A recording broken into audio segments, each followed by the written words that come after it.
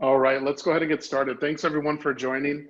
Today we're going to be talking about measuring consumer behavior during and after COVID-19. So obviously it goes without saying that the COVID-19 pandemic has affected us all in a multitude of ways, from how we work, our buying behavior, and I think all of our, way of life. So I think it's kind of apropos to talk about this now and to really kind of dig in and see what effects this has had on consumer behavior. Obviously, we know that it's had positive and negative effects depending on the industry, but also I think there's some real things that we can learn from a research perspective. So today I'll be here, obviously. My name is Dan Fleetwod. I'm the president of the Research and Insights platform here at QuestionPro. I've been here about 6 years and have about 15 to 20 years, I kind of forget now, of research experience. So I'm definitely excited to join you today. And then we also have Prabhakar Sundaram from Energizer. He heads up the Global Consumer Insights.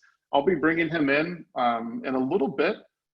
But first, I want to talk about the QuestionPro research platform and just give you an overview or introduction for those who might not be aware of it or just need some brushing up on our suite of research tools. So we offer everything from surveys, which is a powerful insights platform with point-and-click logic, discrete choice, conjoint, max diff, card sorting, really all of the research features that you need to adequately derive research insights.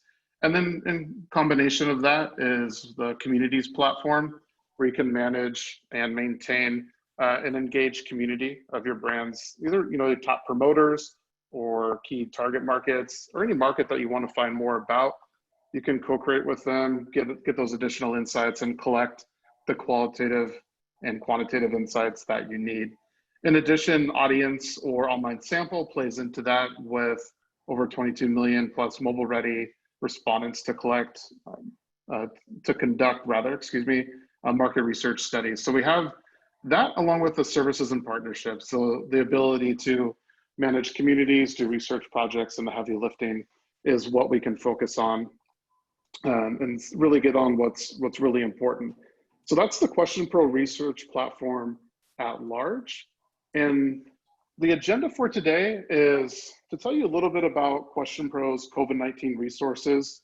When the pandemic hit, we acted quickly to get some key resources in place to help out our customers and new people kind of joining wanting some resources and really of how to conduct research, what to do, and really some guidelines around that. So I'll talk about some of those resources, and then we'll jump into a conversation with Prabhakar and myself, calling the research rundown, where we'll discuss how Energizer's research approach changed, some interesting facts and things they found around consumer behavior, along with some best practices.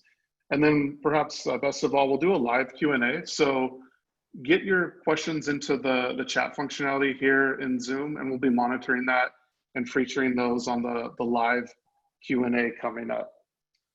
All right, so let's get started here. So QuestionPro COVID-19 resources. So one of the resources we have is the COVID-19 health tracker and also the consumer tracker.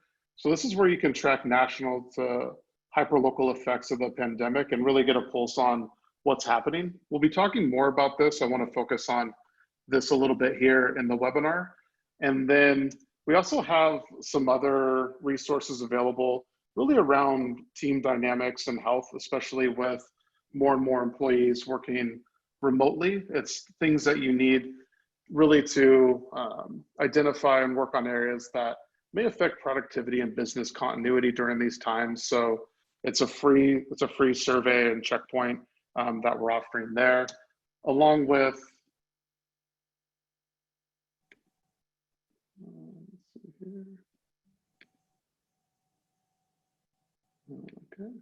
along with weekly employee remote check-ins. So this is a way to connect with employees every week with a pulse. It's really a pulse check where employees ask a question every week to check in on them. So it's another way to manage weekly follow-ups and devise an action plan for remote work and different challenges that come into play there. But what I want to focus on today is really the COVID-19 health and consumer tracker. So the COVID-19, this behavior tracker that we have, really provides the ability to capture data and insights that key stakeholders or researchers need to understand the effects of the coronavirus pandemic, both from I think a consumer behavior level in terms of what's changing and how, and what effect does that have on my product or service, and then also just a health tracker in terms of more of a population level survey that we run for, or survey and program that we run for different government entities around the globe. And these two programs really allow users the flexibility. So we get people to self-select themselves really into the panel or community and offer longitudinal tracking. And then you can collect data on really any vectors that you defined and conduct high frequency studies that provide streamlined qualitative and quantitative insights. So really this allows for not only a survey at one point in time, which of course you can do, but really allows for the more longitudinal data that you can collect around around the pandemic and different behaviors and insights that are happening. We know things are changing rapidly, and you can't just measure at a certain point of time.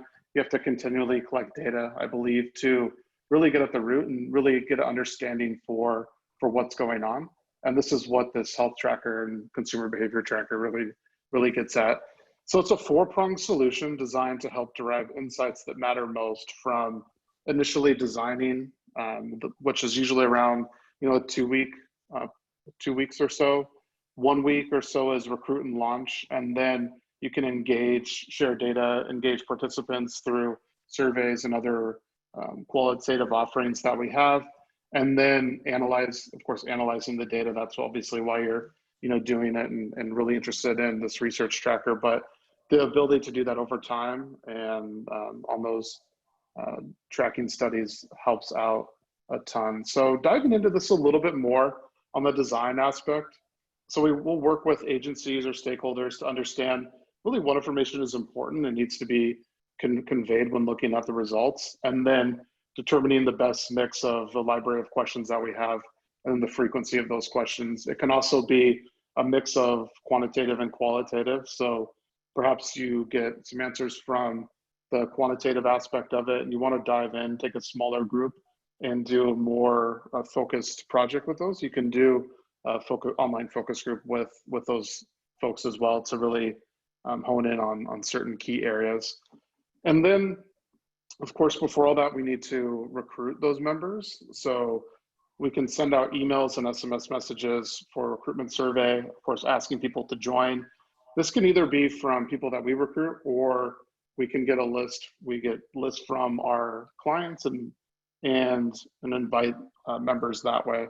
So you can capture everything from demographic information through the recruitment survey, such as age, gender, also different profile and data fields that you would want to know about these folks. So you can cross that data at a later time.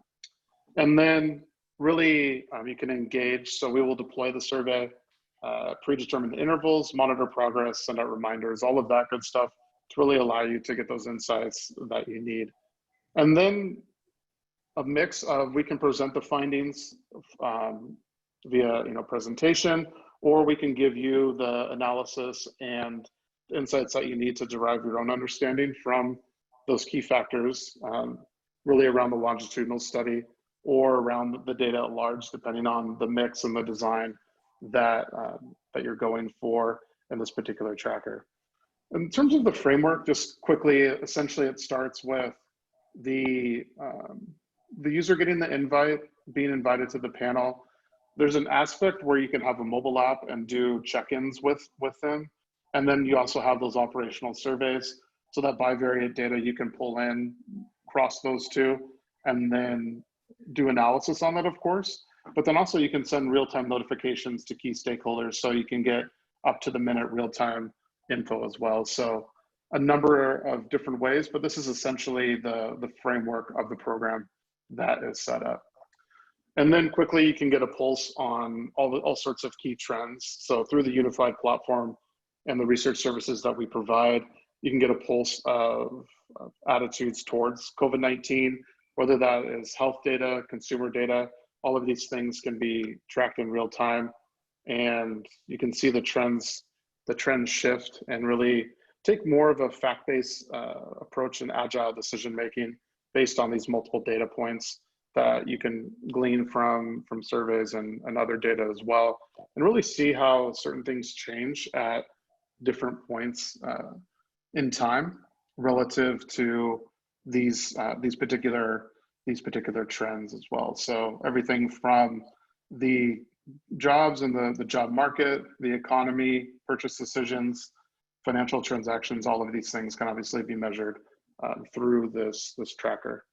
So that is a look at the different COVID-19 resources that we have available. If you want more questions on this or need more information, questionpro.com/coronavirus-resources, and we'll post a link to that as well in the chat functionality here, so you can see that. But there's a whole slew of resources available to you. I just want you to know that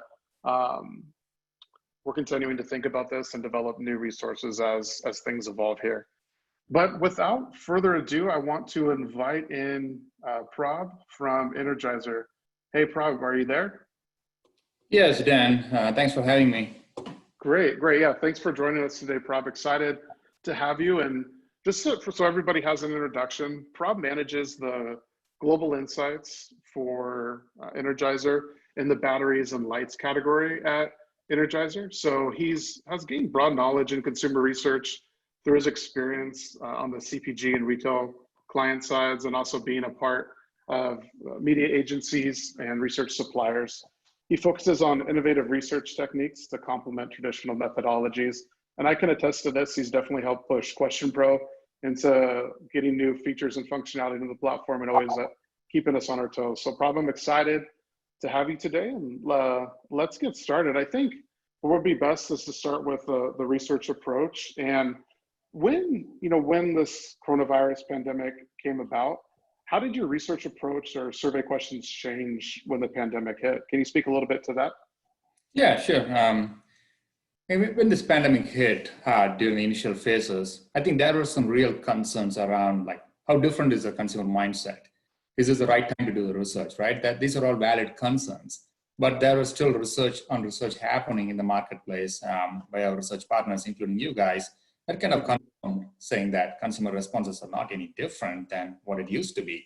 And also personally from a research point of view, truth be told, this pandemic was not kind of like a 2-month thing or a 1-month thing, right? It was uncertain. And there was no reason for us to say like, okay, let's pause the research for the next month and let's do it later. So there was a lot of uncertainty, and we had to keep our business moving forward and keep our internal stakeholders with the right information for their business. From my perspective, research ran as usual. The biggest change that happened on our end was, of course, we were not able to do in-person qual work, and we shifted to online virtual solutions. So to me, that was the biggest change. Other than that, we had to do the research and bring in the consumer voice for our internal decision making. Right. That makes sense. I can see you still need to get your research done, and business still has to run. So that makes a lot of sense. I think too, another thing I know we wanted to talk about did you change your question types at all into asking more specific questions relevant to the pandemic, or can you speak a little bit to that?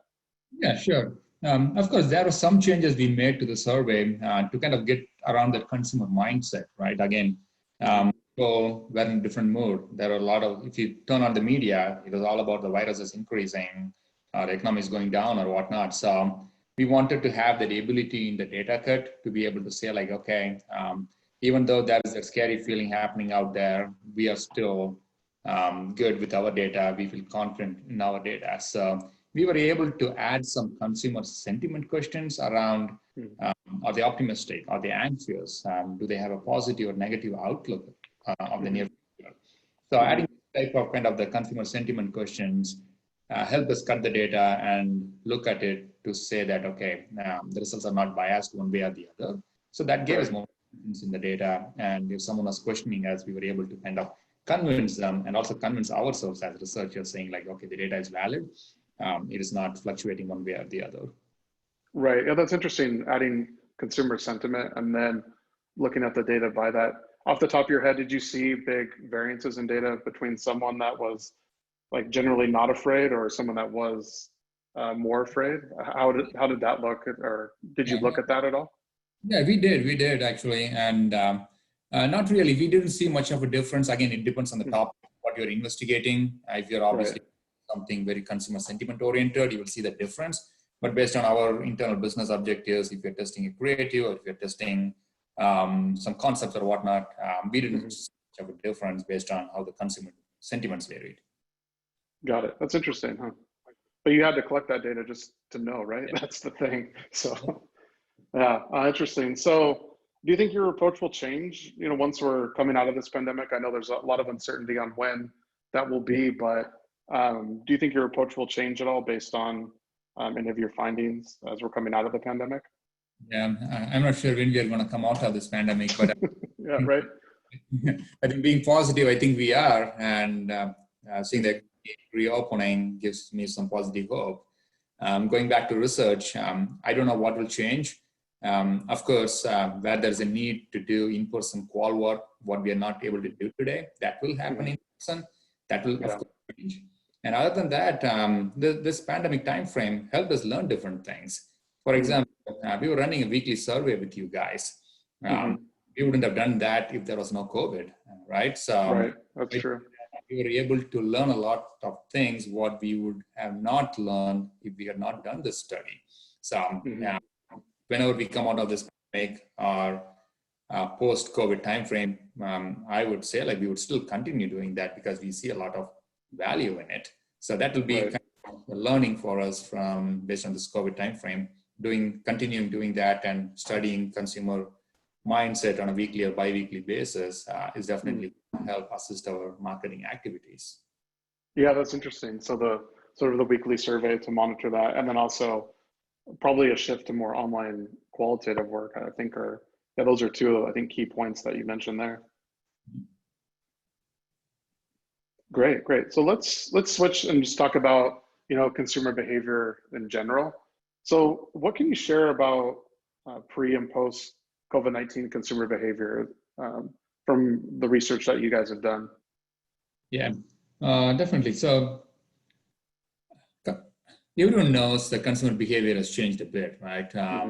Compared to if I'm taking grocery shopping as an example, people who are not used to online grocery ordering, they're used to it. They see the convenience of it. And I would expect people who started doing that online grocery delivery are going to continue doing it. So there is going to be a lot of changes that are going to stick to consumer behavior post-COVID. But again, it will be a category and it will come as a surprise. But when I'm looking at our category where batteries, lights, or auto care, we see with consumers during this quarantine timeframe staying at home more, their usage of the battery operated devices has increased. They're makes sense. using a lot of even TV remotes, even though battery stays in the remote forever, the usage has gone up. And when we look at the cycle and the purchase time frame, and when we listen to consumers, we understand that their purchase has gone up, so is their usage. I don't know how much it is going to continue post-COVID. If the schools don't open, kids are going to stay home. There will be more kids' toys being used, right? So we might continue seeing the battery usage high. But again, without getting into too much of the specifics of our business, we have seen some change. And predicting what will happen post-COVID, when that happens is tough, but we're continuing to monitor it. And that's something we'll continue doing, like I pointed out earlier. The benefit of us learning consumers on a weekly or bi-weekly basis, and we will continue doing that to see how their behavior changes post-COVID. Right. Yeah, that's interesting. You think, you know, obviously battery usage has to go up if people are at home more using their devices and such. So that's actually an interesting point. I also wonder, you know, when you were talking, if people are more apt to be just more prepared for emergencies in general, meaning more flashlights and things like that being sold just because people, obviously it's a different sort of pandemic or emergency, but I think it opens people's eyes perhaps a little bit there too. Interesting. So are you doing more research around listening and trying to identify new trends as part of the pandemic? I know you spoke a little bit about battery usage, but are there other trends that you've identified as a result of the pandemic? Yeah, definitely. We are doing a lot more research. I mean, with the COVID timeframe, when everyone is kind of scared to do research or in the mindset like is the right time to do research. Actually, on the other hand, we are doing a lot of studies around understanding consumer mindset and behavior during this time frame. Right? And that's part of the insights function. And there are new trends happening right now, and we are continuing to monitor it for each of our categories. So again, going back to the battery example, if this high usage, is this high usage going to continue? And if it's light, people are using more lights, they're staying home, so they're doing a lot of DIY projects inside their house, they're stuck at home. Once things are normal, which we are starting to, is this trend likely to continue or not? Probably, as people are starting to go outdoors and it's a camping season, so people are probably camping more, and does it mean lights, right? So those are things, the trends we will continue to monitor and we study on a regular basis. And if we are looking at our other category, auto care, again, with COVID kind of locked us home, which means there's not a lot of driving happening. When we are not driving a lot, consumers wanting to take care of the appearance of their car probably decreased. And this is going to change post-COVID. So again, part of consumer insights, trying to listen and understand and proactively identify what is happening and kind of influence our marketing activities. To answer your question, are we doing more research around listening and trying to identify new trends? I would say yes. We are doing a lot more of those things, and it's part of the consumer insights function here. Right. Yeah, that makes sense. The car thing is interesting too, right? Because people aren't driving, so appearance of cars and air fresheners and all of those things definitely has an impact. So a lot of yeah. What's that? I'm sorry, I was just add on to that. That's one of the categories. Looking at batteries and lights, lots of usage happening. But if you're looking at auto care, probably the usage was not as high as it was supposed to be. Yeah, that makes sense. Did you do more message or ad testing before launching an ad campaign, just to make sure people, sensitivity and making sure that the message resonated well? Did you do any sort of testing around those before launching an ad campaign? I guess different than you normally would have? Yeah, I wouldn't say if it was different than normally would. Of course, the difference was, again, going back to what I mentioned earlier, we took a little more cautious approach to sure the consumer sentiment didn't affect the results. So we did that. Other than that, I would say if you turn on the TV now with us being stuck at home, there are new ads coming out every day. A few of them doesn't make sense to me, like the toilet paper ads. They found out the right opportunity. People are buying more toilet paper, so there are more commercials from Charmin and other companies. Things are happening out there in the marketplace, and from our end, our creative ad testing happened as usual, and we just took a little bit more cautious approach to make sure the results were valid. Yeah, gotcha. That makes a lot of sense. Yeah, you are seeing a lot of ads around not only I think the coronavirus and aspects of the pandemic, but also just more in terms of things that are selling, like the toilet paper and so forth. So interesting.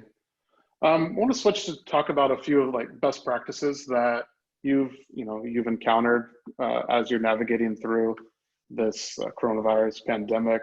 What tools in QuestionPro helped you the most during this crisis? Talking about QuestionPro, I would say the entire QuestionPro team, especially the research help what you guys provide us, and the pace at which you guys operate is remarkable. And to me personally, I see you guys as an extension of our research team, who I can rely on to get things done. Especially the the can-do attitude, what you guys have kind of makes you stand apart from all other research partners I have worked with in my career. And so that's the biggest advantage what you guys bring to the table. Regarding specific tools, you pointed out quite a few things, Dan, when you started the presentation. So, search angle, we do everything, whether it is surveys or using some conjoint match diff or card sorting, whatever that methodology is, we use it all. The tool provides us in a very easy to use format. And especially with the online community, you guys manage multiple communities for us, right? Yep. Yeah, we started off with US, and we showcase the value to my internal stakeholders, like having an online community. What can we do with that? What's the value we can derive out of it? So we started with US, then with your help, and we were able to expand it to UK and LATAM. So now we have running in 3 markets, global communities, and we leverage it a lot. It really comes very handy talking about that specific tool, what you guys provide us, especially getting inputs for customer meetings or understanding consumer behavior on a specific topic, or just getting some business questions answered quickly, right? Without this community, I feel like there are lots of research that is happening because of this community might not actually happen. So this community kind of elevated the insights function internally and adds value to business decision making. And again, pointed out that without this community, I don't think the value what we are delivering today will be happening. And yeah, and going back to other QuestionPro tools, of course, the survey solution, as I pointed out earlier, basic survey, advanced technology, advanced techniques. It's just very easy, intuitive tool, and we use it. And every time when we have a quick turnaround, going back to the service what you guys deliver, the QuestionPro team is always responsive, and the delivery has been amazing, whether it is COVID timeframe or not. It is great. Overall, I would say if I can just talk about any specific QuestionPro tools. It is everyone delivers, but the service what you guys deliver to us and the can-do attitude, that's what kind of makes you guys stand apart. Great. Yeah. No, appreciate that, Prab. I agree with everything that you said, obviously. What I'm curious about is between those 3 communities, the US, UK, and the one in LATAM, did you do any analysis between consumer behavior differences between all of those different 3 communities in terms of a global aspect? Yeah, it's interesting you bring that up. And since we had this community, it was easy for us to leverage it and study how the COVID mindset is differing for our categories and how consumer benefits, consumer behavior are. And especially if I'm thinking about batteries, surprisingly, there was not much difference on how consumers were behaving in the category in 3 markets, UK, LATAM, and US. In reality, everyone would expect that the consumer behavior will be different. And again, going back to us having the community in place gave us the capability to understand consumer behavior in all these 3 markets. If we did not have this community in place, I don't think we would have done the study in all 3 markets. We would have just focused on US from a budgeting perspective. So that helped. And answering your questions, yes, we were able to leverage right during the COVID timeframe, and even before that, having the community kind of gives us an additional resource to kind of lean on. Right. Yeah. No, that makes a lot of sense there. Appreciate you sharing that. What are some of the best practices that you can share for navigating research and projects during this pandemic? Yeah, from a best practice standpoint, and there's always new research techniques that are available. And prior to COVID, probably we might have a little skeptical to try new things. The COVID timeframe probably forced us to try new things, so that is a good thing.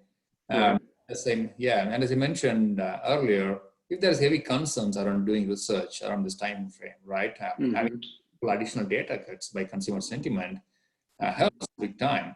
It helps us as a researcher to see the differences based on the consumer sentiments, and it also helps us validate the data to our internal stakeholders, saying like these data points, our research is valid, and makes us feel comfortable talking to them.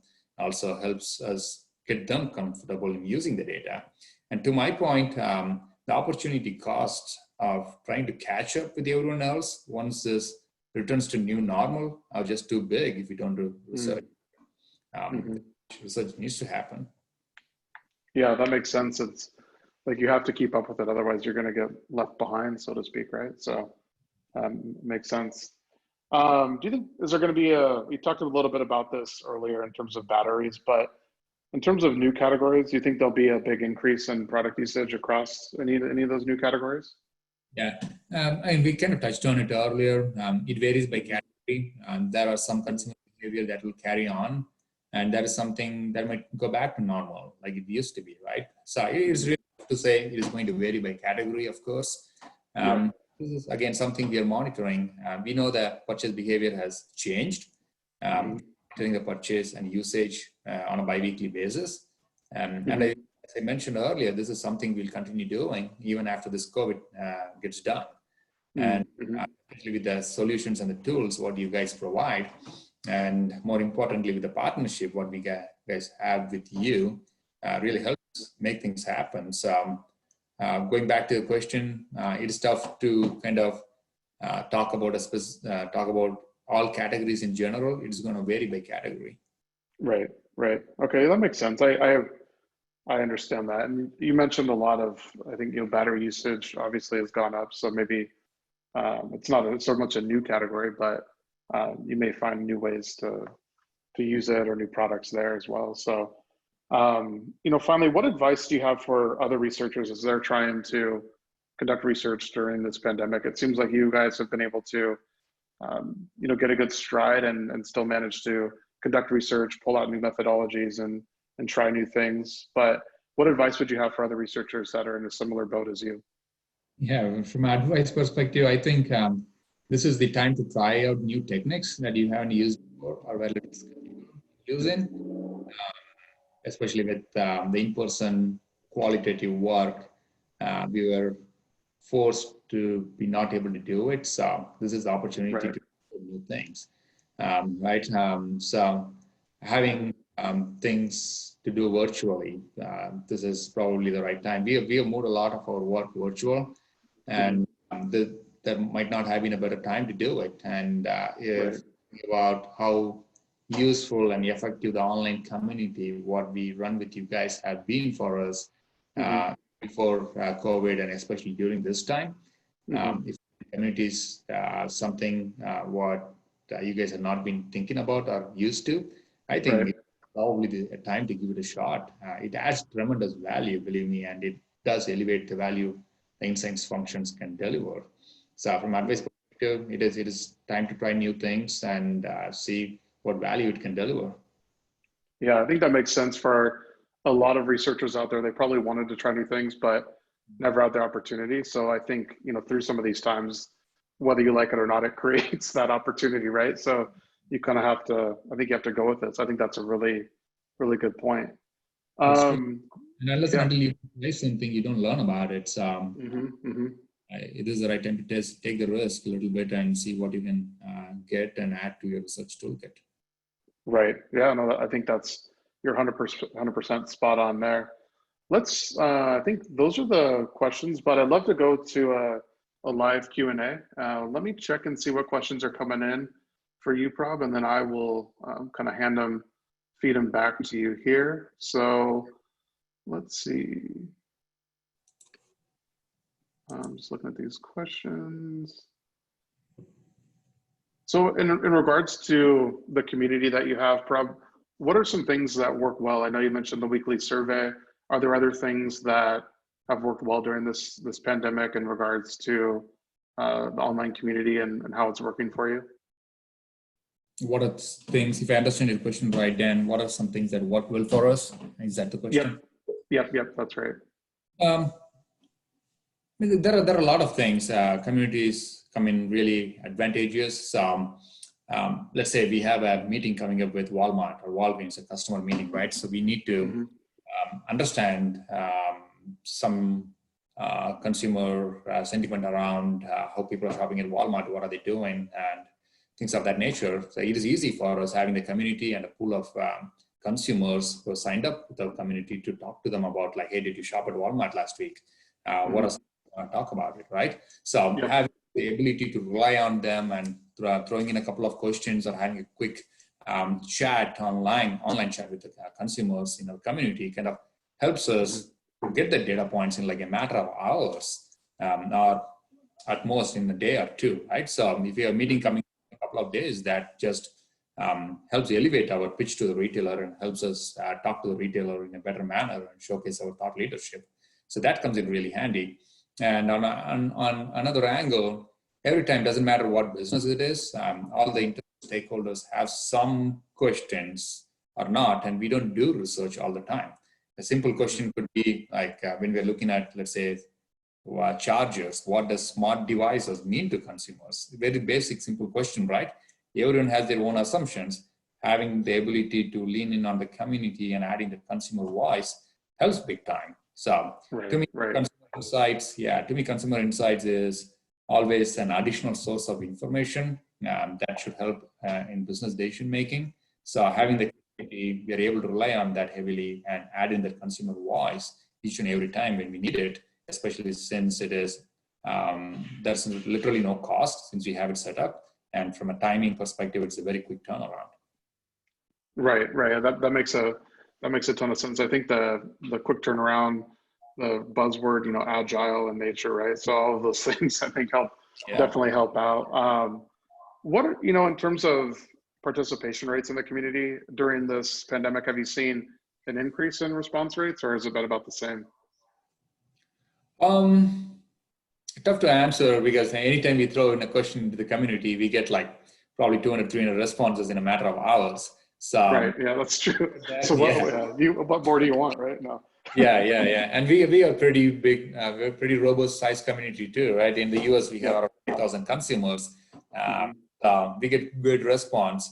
Not sure if the response has increased or decreased, but I would say like it has been steady. It has remained the same. Right. Yeah, that makes sense. Yeah, you guys always have good response rates in the community, so probably even a little bit of change, you're still getting the responses that you need. So, you kind of touched on this earlier, Prabh, about moving, to more online qualitative. What are some of the challenges, or what are some of the things that researchers should watch out for there when moving more to the online qualitative methods? Yeah. So my biggest pain point on online qual is the ability to observe body language, right? So I'm always fond of that, even if it is a focus facility. Like my focus is more about like, okay, yes, I do listen to what they say, but the body language and the facial reactions and facial expressions say a lot more than what comes out of their mouth, right? That's the whole reason, that's a whole kind of advantage behind doing in-person qualitative work. So that would be my biggest watch out. Other than that, a focus group is a focus group. If you're doing it virtually, you're still able to do it via Zoom or in that tools what you guys offer. We're still able to see the respondents. So other than that, I'm not sure if there's any bigger watch out from a focus group standpoint. But when we do in-store, in-person work, that is a whole different dynamic, right? That is space and purpose for certain qualitative in-person methodologies. So we did a couple of those things, having consumers record it, having them shop by themselves and record their video responses or whatnot. And to me, that is not as close to reality as us walking with the consumers in the store, observing them shop when they pick up a certain product, probing those things. So it is logical, but we do the best what we can at this time, COVID time frame, where we can't really be in the store with the consumers. Right. It'd be interesting to have them, use like a mobile app and being able to record themselves and then either upload that response or somehow get it that way actually in the store. But still, I think things are a little bit, people might be a little bit leery of that, given that they have masks on and things like that at this point. But it's interesting how quickly, things just change like that. And a lot of things, kind of dried up with, you mentioned online, in-person focus groups are gone. In-store, kind of those in-store shops and mystery shops and things are done too. So you really have to kind of adapt and change, right? So I think that's a good point. Definitely. And kind of going back to your earlier question, how have we used the community? That comes to mind talking about this topic. It's like the ability to rely on this community, right? We have a set of consumers. It's easy for us to like send a note to the community and saying, like, hey, would you mind going to Walmart or Walgreens and opt for this product and come back to us and give us your thoughts? That is qual in my mind, right? So we are able to do it really quick rather than having to go and recruit consumers externally as we normally do a call work. And that works out great. We get response very fast, and we record their voice and record videos, selfie videos, and it is in qual, and that we're able to do it at a much faster way. Right. Yeah, and I think that all makes sense. I think it's probably good for questions, Prab. I think the rest of the questions are around, things we kind of already touched on. So I think we'll leave it at that. I appreciate your time here. We have and always a good opportunity to talk to you and to catch up. So I appreciate you taking the time to answer the questions and joining us on the webinar today. Just real quick, wanted to, oh, sorry, go ahead, Prab. No, yeah, just saying thank you. Thanks for having me. It was my pleasure. Yeah, great. Thank you so much. Definitely appreciate it. We do have an upcoming webinar on Tuesday, next Tuesday on the 23rd at 1 o'clock. It'll be part of our market research webinar series about where you can drive research insights through heat map and hotspot testing. So these are 2 question types, obviously, that QuestionPro offers, and new features and functionality in both. And John Oppenheimer, who's a market researcher and communities manager here at QuestionPro, will be running that webinar. So feel free to join. The link is posted in the chat here, so feel free to click on that and to join that. And any other questions that come in, we will answer those offline and make sure you get the response to those. But again, thanks on behalf of Prab and myself. Thank you. Feel free to connect with us here. And all right, that concludes the webinar for today. See you guys later. Thank you so much.